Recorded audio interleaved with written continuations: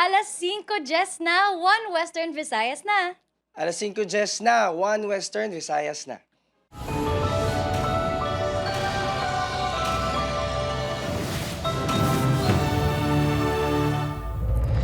Mga balita nga atong tutukan subong nga Biyernes. Highlights ang Dinagyang Festival 2025 nagsugod na. Mga dalan sa activity areas ginpasiraduhan na. Mga Ilonggo kag bisita excited na sa Dinagyang Festival 2025. Mga aktibidad plastado na. Hugot nga seguridad ginapatuman na sa bilog nga Iloilo City. Ilabi na nga ginpaiway ang signal jamming sa Dinagyang Festival 2025. Transaksyon sa ginabaligya nga kahoy, gintumod sang kapulisan nga motibo sa pagpatay sa lalaki sa Bacolod City. Bag-ong adalan sa Iloilo City padulong sa Oton, Iloilo, ginbuksan na. Makabulig sa pagpahaganhagan sa kagutok sang trapiko kag dugang atraksyon sa syudad. Kag fluvial procession sang imahen sang Senyor Santo Niño nga kabahin sang aktibidad sa Dinagyang Festival 2025 ginhiwat subong nga hapon. Ini ang GMA Regional TV, 1 Western Visayas.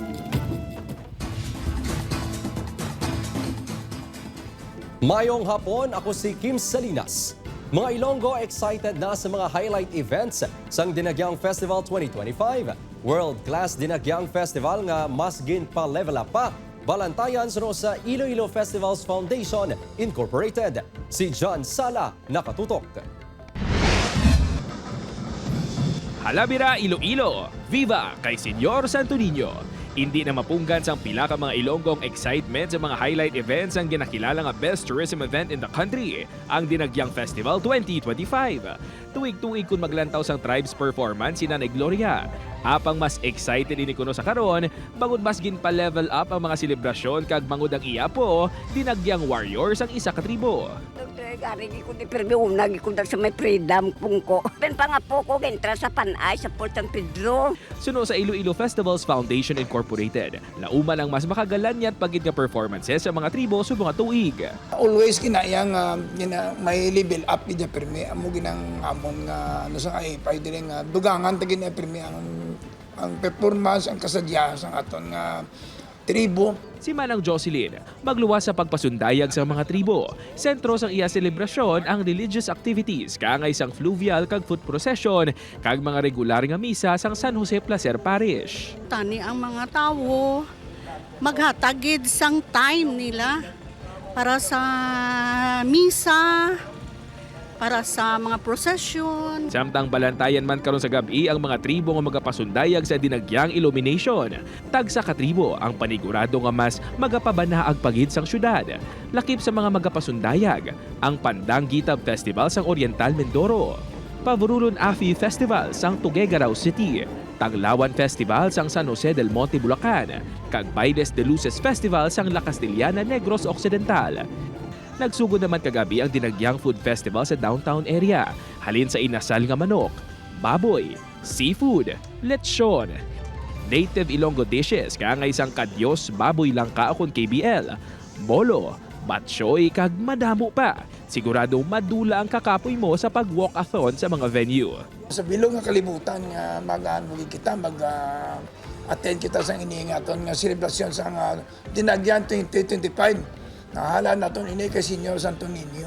Madumduman niya ginkilala ang Iloilo City bilang Creative City of Gastronomy. Kag sa mga manamit nga pagkaon sa food festival, napamatud-an ang among pagkilala. Gina-invite ko gali ang mga gusto mag-join diri sa kag mag-try sang ilang food fest. Kay namit gid man ang pagkaon sang Iloilo. Every time we have that time, we really look for food that is originally from Iloilo. So we go to different mga food stalls or restaurants here in the city and in the suburbs.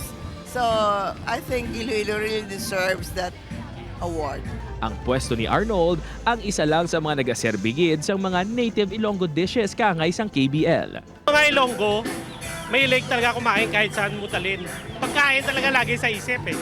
Lalo kapag masarap yung mga pagkain mo. At sa amin, lutong bahay, turo-turo na simpleng lutong bahay. Pero mga masarap.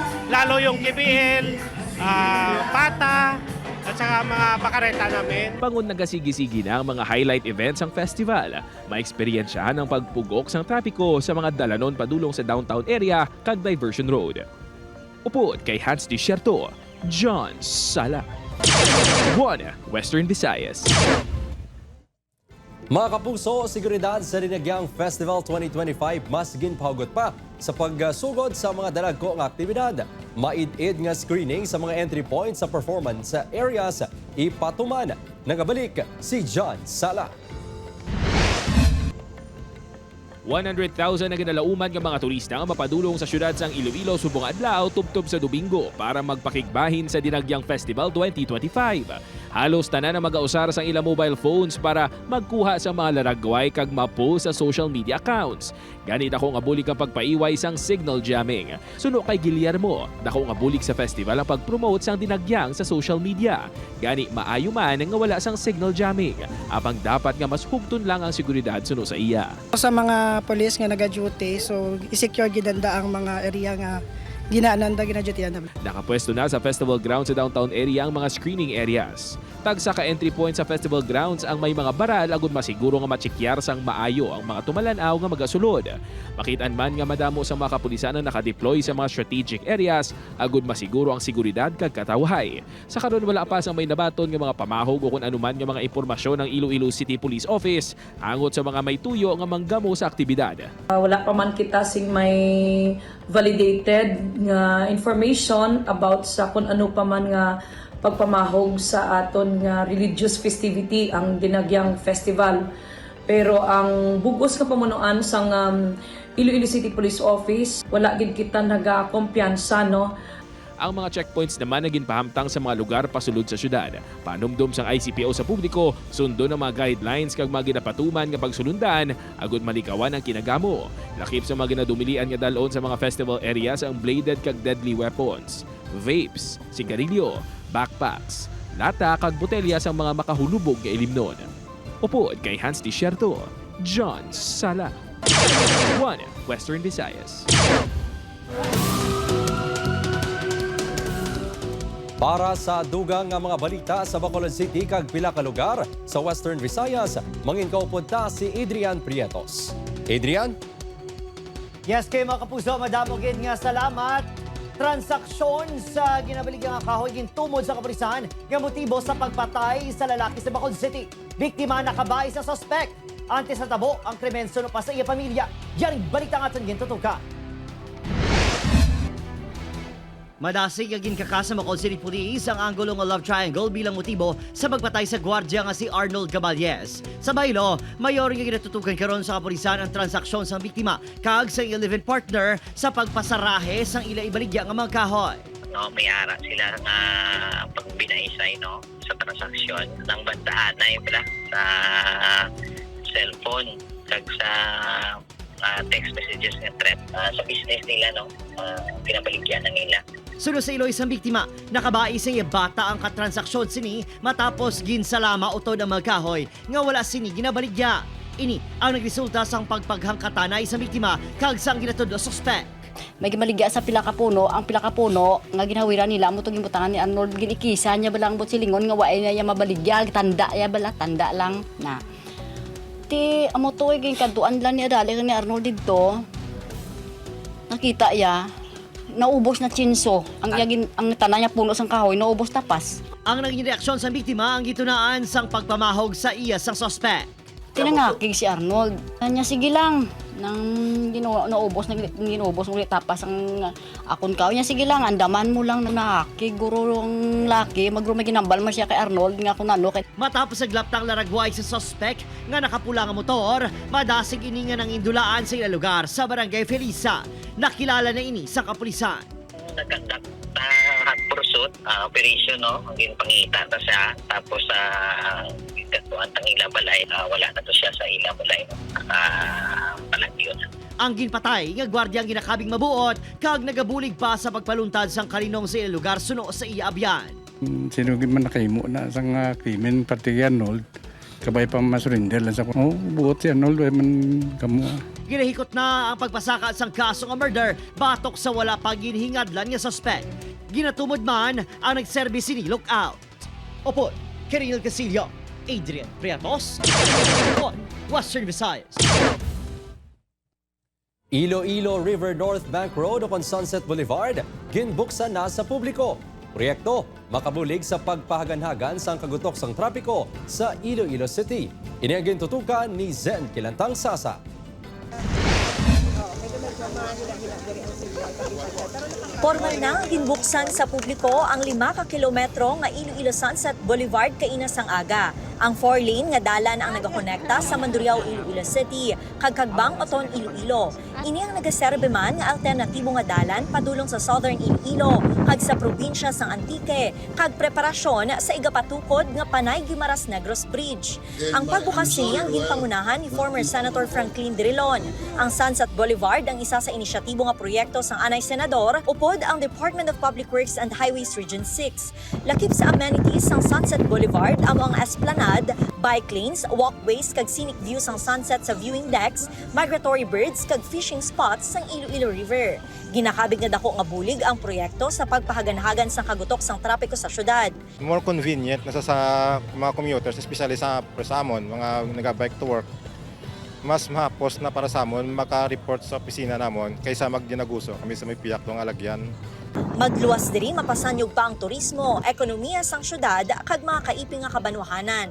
The beauty of this project and will contribute to the projection and image of Iloilo City as a most livable area in the country. The best, Gidya, the best ang view sa mga kay damo sang mga kawi-kawi. Amo ginang naghatag sang view sa Sunset Boulevard kag nami ang hangin.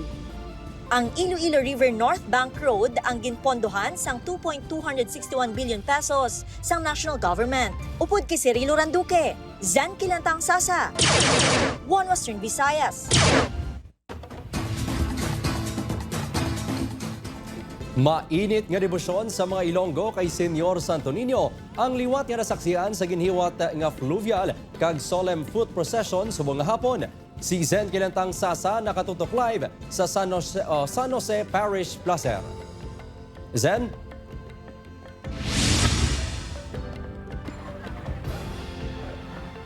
Kim, hindi nangin upang ang tagiti isang init bangod madamo sa gihapon nga mga deboto ni Senyor Santo Niño ang nag-upod sa fluvial parade kag foot procession bilang kabahin sa religious activities sa Dinagyang Festival 2025. Sentro sang debosyon ang imahe ni Senyor Santo Niño de Cebu sa ginpatigayon nga fluvial procession subong nga hapon. Ginsakay ang imahe ni Senyor Santo Niño de Cebu sa barko sang Philippine Coast Guard halin sa Fast Craft Terminal sa Lapuz Wharf, ginlibot sa Guimaras Strait pabalik sa Iloilo River sa Molyeluni. 18 anyos tubtob 50 anyos ang ginpahanugutan nga makaupod sa fluvial procession.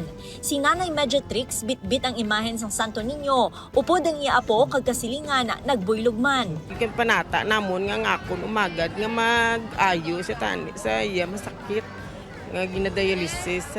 Bangod man sang hugot nga pagtuo ni Sheila, nabugayan sila sang iabana sang duha ka lalaki nga bata nga madugay man nila nga pangamuyo. Every year sang sinipabalaan sang wala pa ko bata.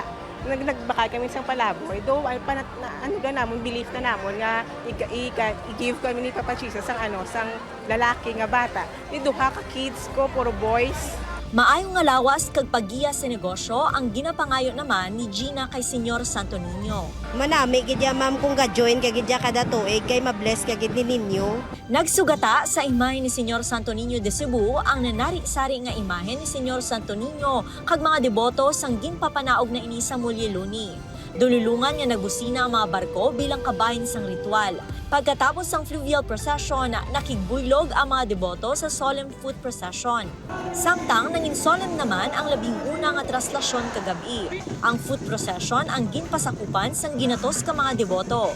Si John Paul nga may dala pa nga imahe ni Santo Niño, hugot nga nagapangamuyo samtang ginahiwat ang traslasyon. Yung panalangin na maging successful, yung dinagyang, maging matagumpay yung maging healthy yung aming pamilya, ako, yung mga abundant blessing na dadarating sa amin. Sang nakalabot malapit sa parokya, talalupang doon nga sa higad sang dalan, madamo ang mga deboto ang nag-abi-abi kay Santo Niño.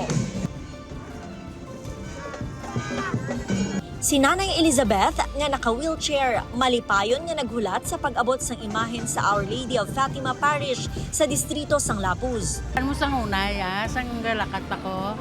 Kuan gid man kuya upod siya sa procession. Isa ka misa ang ginhiwat sang nag-abot na sa parokya.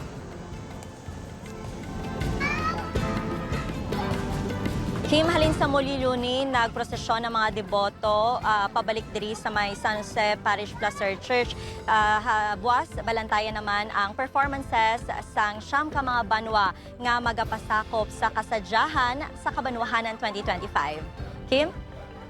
Manamagid nga salamat, Zen Kilantang Sasa.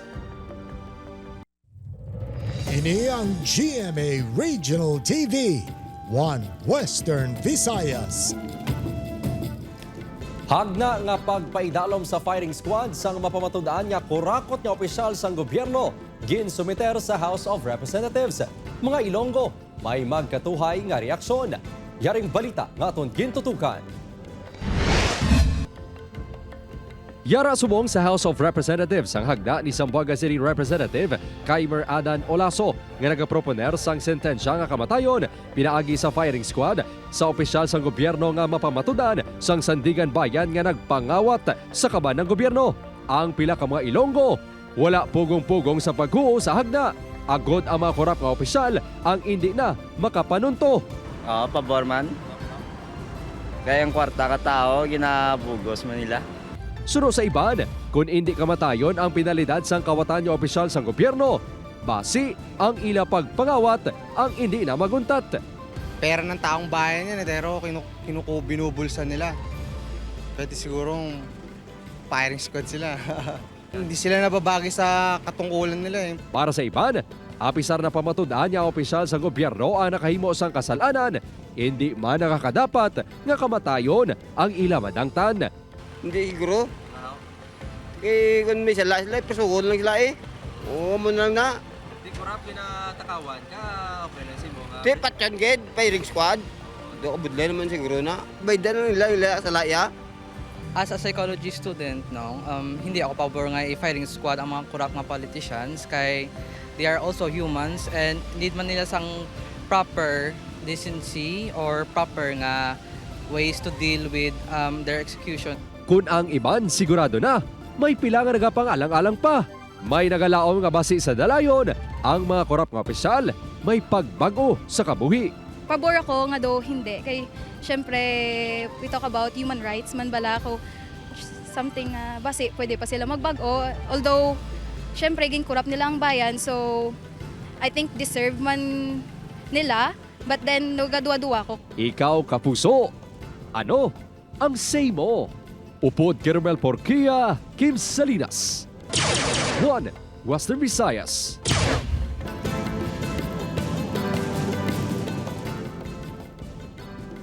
Samtang presyo naman sang karne sang manok sa Negros Occidental nagsaka suno pa sa PVO. Demand sang Disyembre na kaapekto sa presyo sa manok subong nga Enero. Nakatutok kay Lynn Pedreso. Jackpot na kuno kung makasudan sang 1 ka kilo nga karne sang manok si William. Gani pa igu-iguon na lang kuno sini sa duha ka putahe ang nabakal nga 1 ka kilo nga manok. Ginabudget ng kuno sini ang iyasweldo para sa inugbakal sang sudan. Ilabi na nga nagtaas pagid ang presyo sang manok. Para sudan, kung Domingo baka mamis nang duha ka sudan. Okay, sa budget. Sunod sa Provincial Veterinary Office sa Negros Occidental, nagsaka ang presyo sa karne sa manok sininga bulan sa Enero. 211 tubtub 218 pesos ang presyo sa karne sa manok sa mga merkado sa probinsya sunod sa PVO. Mas mataas sa 190 pesos kada kilo nga presyo sa nagdigad nga Disyembre. Amo ni mga commodity, amo gid ni ang demand sa December. Kung taas ang demand, ang matabo sila actually nag-increase ang price mo. Apang presyohanay ang nagadepende man sa lugar. Kangay na lang sa Libertad Public Market sa Bacolod City nga 190 tubtub 195 pesos ang kilo sang karne sang manok. Depende sa supplier, kay iba niya supplier, taas presyo abe. Apisar sa pagsaka sa presyo, bastante sa gihapon sunod sa PVO ang supply sa manok sa probinsya. Upoy Geruel Bangoy, Eileen Pedreso, One Western Visayas. Gin-report na sang pamilya Ubaldo sa Molo Police Station ang pagbuno patay sa ilaydo nga si Oreo sa Barangay Kompanya Central Molo, Iloilo City sang Enero 20. Ginreklamo sang pamilya Ubaldo sa Animal Welfare Desk ang suspect nga 20 anyos nga lalaki nga residente sang Barangay San Juan Molo. Sa bulig sang isa ka Animal Welfare Group, ginadiho na nga mapasaka ang kaso sa paglapas sa Animal Welfare Act of 1998. Ginakasubo naman sang Animal Welfare Advocate ang natabo nga animal cruelty nga dapat hatagan sang pagtamod. Kinanglanan naton ang certificate to file action para mahatag naton sa investigator sa police for building a case.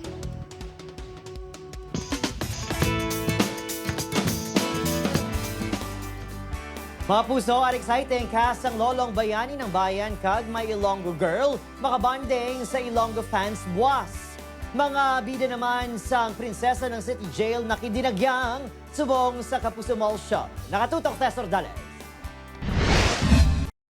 Makidinagyang manbuwas ang cast sa lolong bayani ng bayan nga sa Nairuro, Madrid, Shara Diaz ug Paul Salas. Kinitay kita 4 p.m. para sa Kapuso Mall Show sa Robinson's Place, Iloilo. From Robinson's Place, diretso na sa Festive Walk, Iloilo para magbonding sa cast sang My Ilonggo Girl 6:30 p.m. Lantawon ta ang pamaagi ni Jillian bilang binisan tata kung paano ipakita ang pagpalangga sa mga Ilonggo.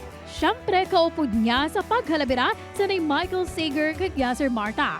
Ang My Ilonggo Girl manento kada 9:35 p.m. sa GMA kung saan makita ang matahong mga lugar sa Iloilo City kag manamit ng mga pagkaon. Dugang nga rason kung maging proud kita bilang mga Ilonggo. Siyempre, sa Domingo na, January 26, ang halabira na GMA Regional TV Dinagyang Festival 2025 special coverage. 7:30 a.m. na mga kapuso via live stream sa www.gmaregionaltv.com, GMA Regional TV YouTube channel, GMA Regional TV Facebook page. Subuman sa GMA Regional TV News kag GMA News sa Facebook pages. Tas or Dallas.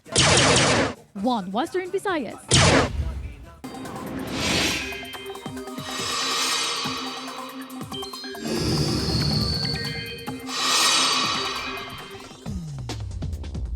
Mga puso, nabatsyagan gihapon ang matugnaw nga tiyempo sa dakong abahin sa Luzon pero posible man nga mangin mainit ang tiyempo sa iban nga lugar.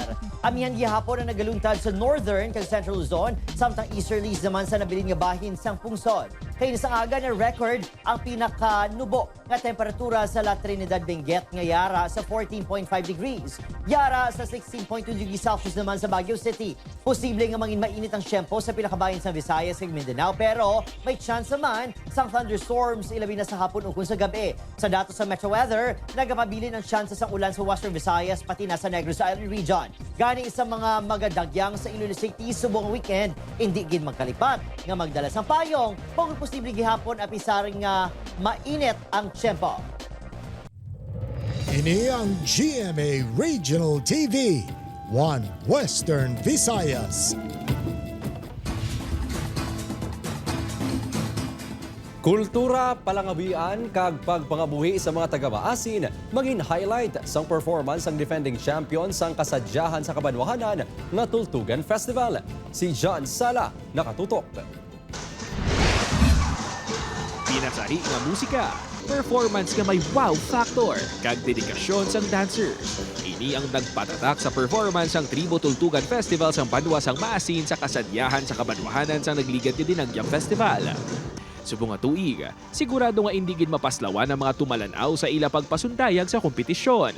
We will be highlighting this year the instruments gid solely, no? Purely bamboo made ang aton yung mga instrumento. And hindi lang na siya by showcasing it sa musicality, no?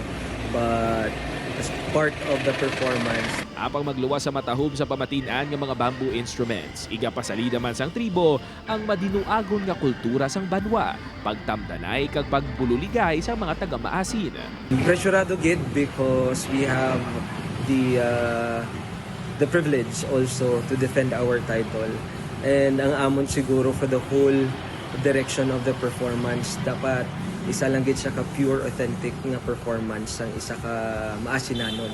Magluwas sa defending champion, hindi man magpaulihi ang Kaing Festival sa Banwa sang Leon, Iloilo. Banaag Festival sa Banwa sang Anilaw, Hirinugyaw Sugidanunay Festival sang Kalinog, Crayov Hilikon sang Nulusena, Tangyan Festival sa Banwa sang Igbaras. Sa Banwa sang San Rafael naman, magatiglawas ang Tawili Festival. Hawas Festival naman ang pambato sa Banwa sang Dumangas. Samtang ang Banwa sang Kabatuan, Tinuom Festival ang igapasalida. Upod kay Hans Desierto, John Sala. 1 Western Visayas. Papuso duga nga 50 sentimos sa sukot sa kuryente lauman sa mga konsumidor sang Negros Power. Samtang Noseco, nagpatuman man sang duga nga sukot sa kuryente. Nakatutok Aileen Pedreso. Diri na sa guwas ng Iyabalay, nagapahangin-hangin si Tatay Elderberto sa Gonzaga Street sa Bacolod City. Sabay nga magpa-aircon sa sulod sang kwarto, mas ginpili sini nga diri na sa pulukuan magtambay. Sunod sa iya, dako na konsumo nila sa kuryente sa sulod sang balay. Plano sini nga magbakal sang duga nga solar panel agud mabuhin-buhinan ang gasto sa kuryente. May rep, may washing machine, may aircon doa. Remedy na lang sa amo na sa tipid lang makakasang immediate makaka. Isa si Tatay Elderberto sa mga konsumidor sa syudad nga posible maapektuhan sa dugang nga sukot sa kuryente sang power distributor nga Negros Power sa nga bulan sang Enero. Mas sobra 50 sentimos ang gintugang sa per kilowatt hour sang kuryente. Bangod sini, mangin 11 pesos and 69 pesos per kilowatt hour na ang sukot sa kuryente. May aratang increase sa generation side. Dala na daw mag-increase ang fuel sa one of our power supplier. Then actually, isa paging reason sa increase na COVID, isa rin sa transmission natin. Posible maglawig pa kuno ini tubto first quarter sini nga tuig. Samtang naglabot na sa 14 pesos and 22 cents per kilowatt hour sa buong Enero ang sukot sa kuryente sa Negros Occidental Electric Cooperative o Noseco. Mas mataas ini sa 0.2673 cents kung ikumpara sa nagigad nga bulan. Sunod sa Noseco, inibangod sa pagtaas man sa transmission charge sa NGCP sa 0.4127 cents per kilowatt hour. Agud makatipid sa ginakonsumo nga kuryente, off ang mga appliances kung wala ginagamit. Kangay na lang sang konsumidor nga si Julie. Ginapamatay ko na lang tanan ng ako ng mga appliances para para tipid gid kayo sa kuryente. Kung wala unod akong ref, ginapatay ko na lang. Upod Garuel Banggoy, Aileen Pedreso. 1 Western Visayas. Mapuso naglawig naman sang kapin 30 minutos ang pagbugas ng aso nga may upod nga abo sa Mount Canlaon kainas ang aga January 24 sunod pa sa FIVOX. Base sa latest monitoring sa FIVOX, halin, alas 7:01 sang aga naglawig tubtob 7:30 ang pagbugas ng aso sang bulkan nga naglabo sa kataason nga masobra 200 metros. Kahapon Webes, January 23, na-monitor man sa FIVOX ang pagbugas ng bulkan sang aso. Alas 5:30 sang hapon nga naglawig tubtob alas 6 gabi. 14 ka volcanic earthquake ang na-record sa Mount Canlaon sa sulod sa 24 oras. Nagapabili naman sa alert level 3 ang bulkan. Mga kapuso, mga persons deprived of liberty sa Iloilo City District Jail Male Dormitory magapasundayag man sa ila dinagyang tribes performance. Si John Sala nakatutok. Sa imong unang paglantaw, daw mga dinagyang warriors ang nagkalain-lain ng mga tribo nga nagapaindis-indis sa dinagyang tribes competition ang performance sa mga kalalakihan nga ini. Sa kapagsig, enerhiya kag matahom nga konsepto, inigin magpaulihi. Apang kabalubala kamo mga kapuso ng mga persons deprived of liberty sa Iloilo City District Jail Male Dormitory ang mga nagpasundayag. Every year actually ang ICDJMD naton diri nga mga PDL nagasadsad din sila, nagasaot-saot na sila diri, pero yan dagil lang na formalize kung sa diin no nakipagbahin man kita sa IFFI man para syempre no matagaan man sila sang acknowledgement kag ma-recognize man ang ila diri nga effort. Hindi upang ang pagka-PDL sa mga performer para ipakita ang ila talento kag ikasarang. Debosyon kag panata kuno nila ini nga hindi mapunggan bisan pa sang mga rehas. As part man sang mantra sang DJMP no ang developmental and rehabilitation sang aton nga mga PDL no ginatagaan tagid sila sang kahigayunan man syempre no nga i-celebrar man ini nga dinagyang kasi we really believe no nga ang dinagyang man niya hindi lamang limited no outside sang facility but even it transpass inside. Ang choreographer nga si Sishi sang una miyembro man sa mga tribo nga nagapasundayag sa dinagyang festival. We celebrate devotion kay Senyor Santo Niño, which is ang culture na naton diri sa Iloilo nga gina-practice naton yearly event mismo diri sa dormitory na celebrate man namon. Ang dancer naman nga si CJ isa man ka tribe warrior antes ini narimit sa nasambit nga jail facility. Iwas sa boryong sa sulod sir. Kag matanan nga problema nga nagyan man sa gwa sir nga mapatuwas na pamagay sa saot. Plano sang BJMP nga sa masunod nga tuig, himuon na nga kompetisyon sa sulod sang jail facility ang pagpasundayag sa tion sang dinagyang festival. Sa karon, sarang malantaw ang performance ang tribo sa FB page sa District Jail kag BJMP. Upod kay Hans Desierto, John Sala. 1 Western Visayas.